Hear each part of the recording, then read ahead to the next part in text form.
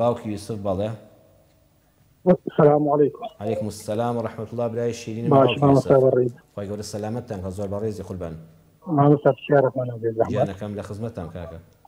ما مستعاش أو جلك إلى بربك إلى بني من التسير عجلة إلى فريان زولا كذا فرا زولا كذا سرشت جلي بعثك نيجي نيجي كمان إيش بيبكي أنا.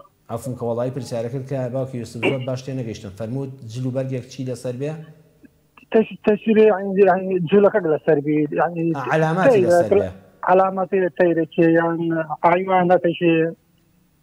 حیوانات لەسەر نوێژ پێوە بکەی بەڵێ.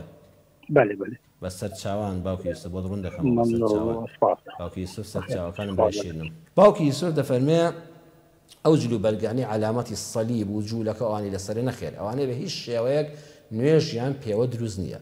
هەر جلو بەرگێک سەلیبی لەسەر بێ نیشانەی ئاڵای ئیسرائیل و جوولەکەی پێوە بێ موسڵمان نابێ قەتعیەن نوێژیان پێوە بکە حرامە.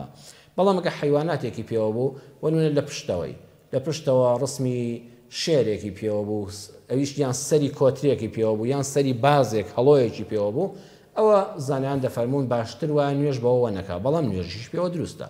یان بەتایبەت لە سنگیەوەنە لە پشتەوەیەتی و باڵندەکە ڕسمی تەواو نییە ئاژەڵەکە ڕسمەکەی تەواو نییە تەنها سەر هەیکەلەکەیەتی بەس کەلەکەیەتی ئەمە زانیان هەندێک دەفەرمونون باشتر وایە پێوەی نەبێ ئەو جلەی لەبەرمانە جلێکی ئاسایی بێ هیچ ڕسمێکی لەسەر نەبێ بەڵام ئەگەر لەسەری بوو لە دیوی پشتەوە مادام نیشانەی ئەدیانێکی غەیری ئیسلام نیە سەلیب نییە نیشانەی جوولەکە و ئاڵای ئیسرائیل و ئەوانە نییە ئەوە دروستە نوێژی پێوە بکرێت لە حاڵەتی پێویستدا.